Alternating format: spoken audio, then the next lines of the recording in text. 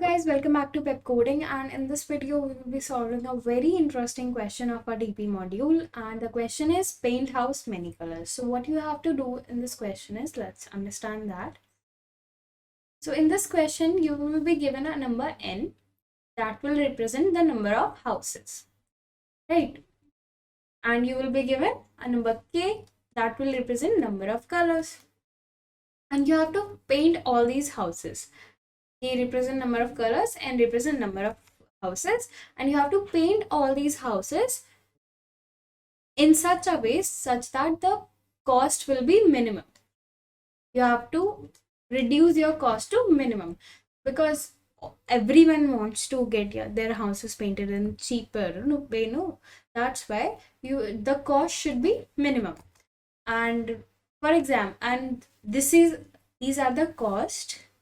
You have been given cost in form of an 2D array. So if this is house number 1, house 2, house 3 and house 4, and these are the colors. So color 1, color 2, color 3, color 4 and color 5. So here your n is 4 and your k is 5. Let's get some space so that I can understand the question. So what you have to do is you have to minimize your cost of painting all these houses. The only constraint is that no two houses will have the same color. No two consecutive houses will have the same color. Houses will not have same color, right? So if your house 1 is painted with color blue. You have painted your house 1 with blue. So your house 2 cannot be painted blue. Your house should be painted either green, either red, either yellow or orange. Okay, something like that. So your house 2 cannot be painted blue. And if your house 2 is painted, blue, then your house 1 cannot be blue and your house 3 cannot be blue. And you have to do it in such a way that all these, what are these numbers representing? So this 9 is representing that painting your house 3 with the color 3. It is the cost of painting your house 3 with the color 3. And this 6 is representing that cost of painting your house 3 with the color 4 is 6 rupees, right? So try to do this question and then we will discuss the solution of minimizing our cost of painting all our houses, right? So let's I hope you tried this question on your own. Let's discuss the solution. So in this question, what we'll do is we'll make a DP of same dimension. So let's make a DP, yes, with same number of rows and columns, in which we will store the minimum cost of painting those houses. So this is house 1, house 2, house 3 and house 4. Color 1, color 2, color 3, color 4 and color 5.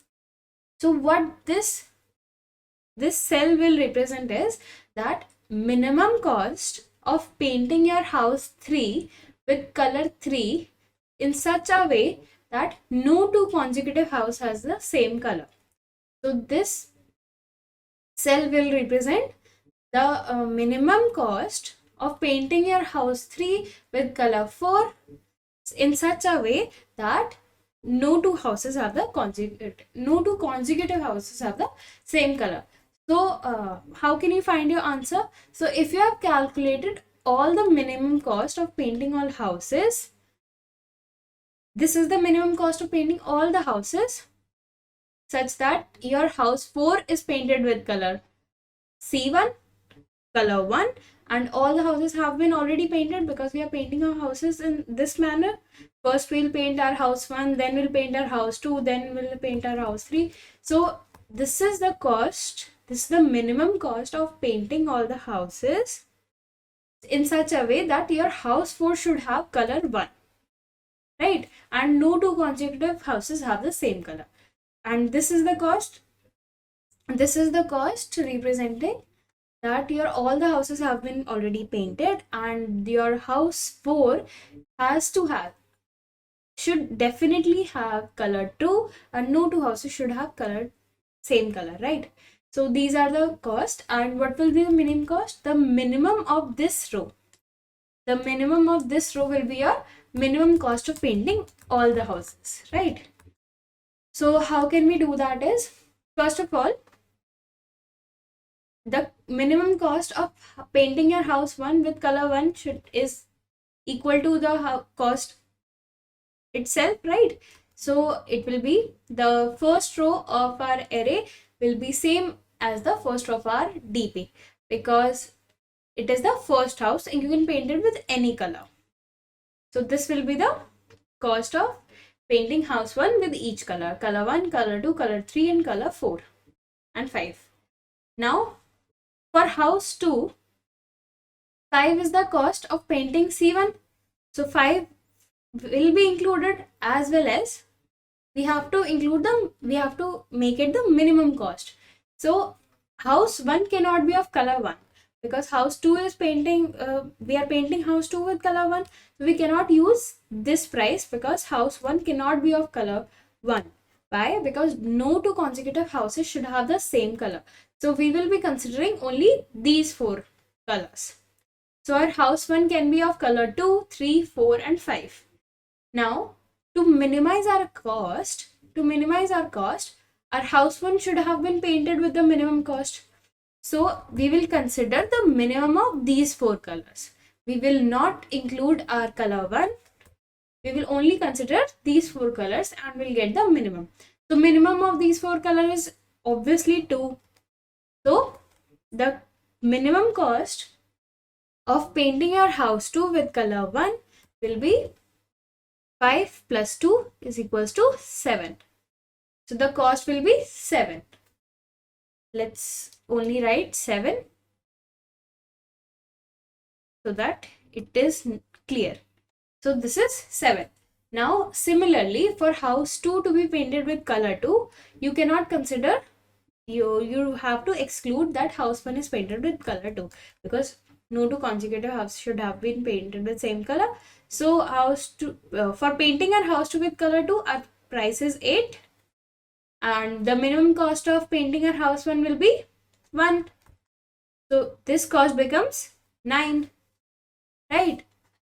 Now for the next column, house 2 is painted by 4, and the minimum cost of above excluding this will be 1. So this becomes 5. Again, our minimum cost of painting our house 2 with color 4 is 5. This, and minimum cost is 1. So this becomes 6.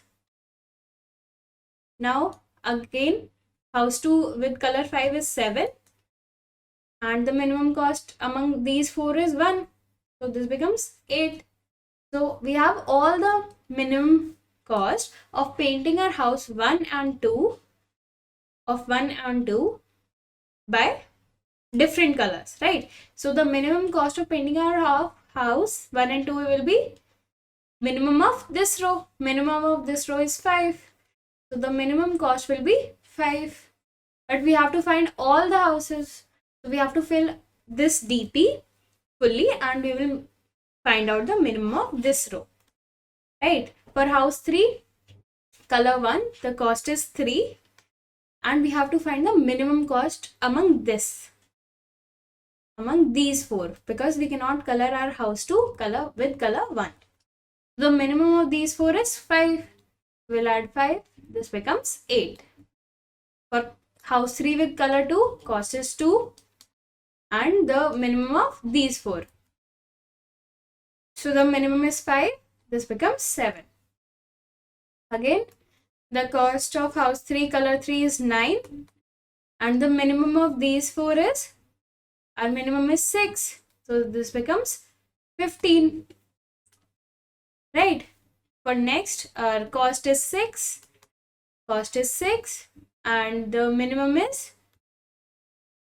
just wait a minute, I forgot to remove the lines. So the minimum of, we have to consider color 1, 2, 3 and 5. So the minimum of 1, 2, 3 and 5 is 5. We'll add 5. This becomes 11. Right? This becomes 11. Again, color house 3 with color 5 is 4. And the minimum of these 4 is 5. So this becomes 9. So we have completely painted our house, 3 houses, and the minimum cost that comes out will be the minimum of this, that is 7. So the minimum cost of painting all 3 houses with different colors is 7. Now for house number 4, the cost is 1, this one, and we will be considering the minimum of these 4 because we cannot paint our house 3 with color 1. So the minimum of these 4 is 7. Our minimum cost becomes 8. For house 4, color 2 is 3. We find the minimum of these 4, and the cost becomes, minimum cost among these 4 is 8. These 4 is 8. So this becomes 11. Again, this is 7. House 4, color 3 is 7. So 7 plus the minimum of these 4. These 4 minimum will be 7. So this becomes 14.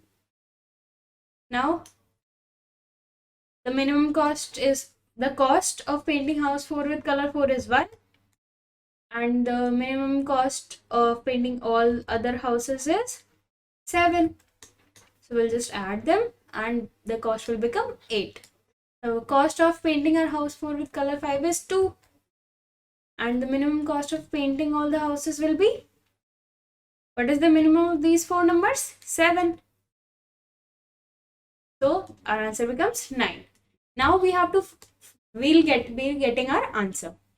So what will be our answer is the minimum of this. So this is also it and this is also it. The minimum cost is 8. So we can return either one of the answers. So if we change this so that you can see clearly, if you make this 4, then this answer will change, and then our minimum will be a single number. So if this is 4, so we'll add 4 and we'll get the minimum of these 4. Our minimum is 7, so we'll get 11, right? So now our minimum cost of painting the house will be, minimum cost that you have to return is, that you have to print is 8. So now this is a way to solve this question using DP. But to form this DP, you will need storage, right?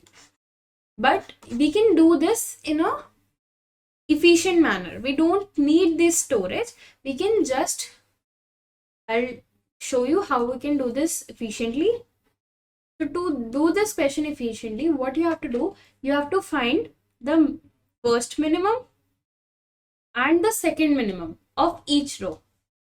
Like, we'll find 2 numbers, first minimum of this row and second minimum as well. And when we find these values, we'll just compare this. Okay, I'll show you with example. So for the first row, our first minimum is 1. Our first minimum is 1. Our second minimum is 2. So I have to clear this up. Let's just make some space and we make another. Just give me a second. Okay, so yes, we have this, right? We can keep this here also. I hope you can see this. Let me make it smaller. Yes. So now we have space. Yes. Thank you for waiting. And the cost will be, this is house 1, 2, 3 and 4. Color 1, 2, 3, 4 and 5. So we'll be finding the same answers using this, using first minimum and second minimum, right? So the first minimum of this row is 1 and the second minimum is 2. So the answer will be same for the first row. The cost will be same as the array. For finding this answer, instead of getting the min of this, because the complexity becomes n cube, because the complexity of filling our DP becomes n cube, because we have to traverse, we have to make another for loop for finding the minimum. So instead of doing this, we can do this in on square. We can reduce the time complexity. For reducing the time complexity, we will be using two variables, first min and second min. First minimum and second minimum. So first minimum of this row is 1 and second minimum is 2. Now we'll compare this value with our first minimum. If this is equals to our first minimum, then we'll take our second minimum. And if it is not equal to our first minimum, then we'll take our first minimum, right? So the cost was, we have to make this bigger. Okay, I hope you can see this clearly. So the cost was 5. This is our question. This is our DP. And now we are doing it efficiently, right? So the cost was 5 and we'll compare this value with our first minimum. Since it is equal to our first minimum, so we'll take our second minimum. We'll add our cost with our second minimum. So this becomes 7. We are getting the same answer, right? Let's do some few more steps. So for this, the cost was 8. Now this is not equals to our first min. So we'll just add our first min in this. So we add our first min and this becomes 9. The answer is still same. So what we are doing is, if the element is not equals to, if the element is not equals to our first min, then we'll add our first min. Otherwise, else we'll add our second min. So this is what we are doing, and I hope you are understanding how it is reducing our time complexity, because we don't have to again apply our for loop. We can just simply find our minimum, first minimum as well as our second minimum from this only, right? As we are going through the array, as we are filling our array, we'll be calculating our first min as well as our second min. So for this, the value is 4, and since this value is not equals to our first min, so we'll be adding our first min. So this becomes 5. We don't need this, so I can just, but I'll have to show you because the answer should be same, right? We can just compare our answers and we can just clearly see that using this method also we are getting the same answer.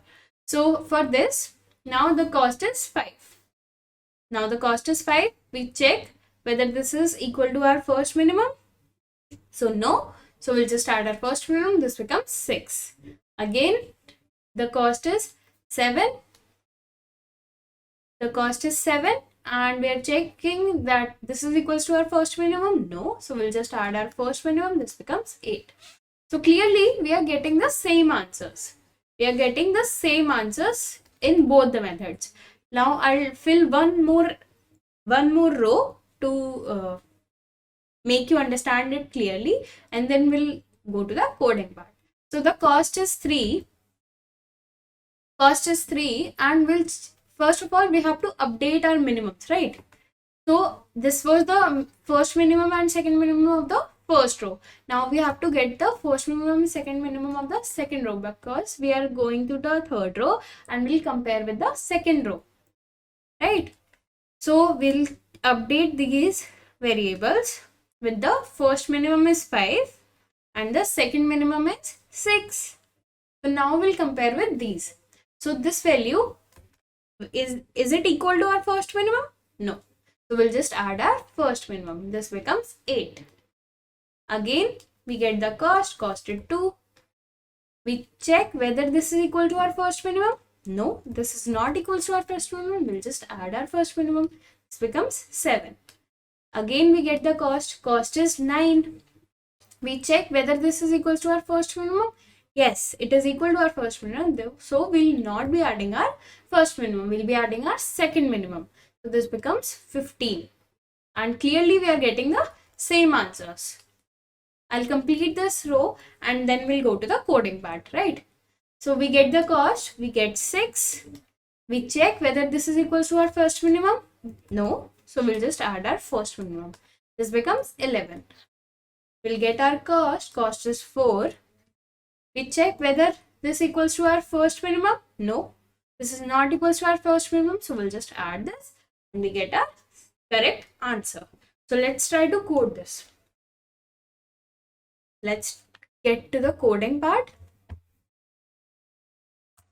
And what we did in this question is we will be making two variables. First min, we'll initialize this with infinity, system dot max size. We'll initialize our second min with the same, with infinity as well. Now what we'll do, we'll have to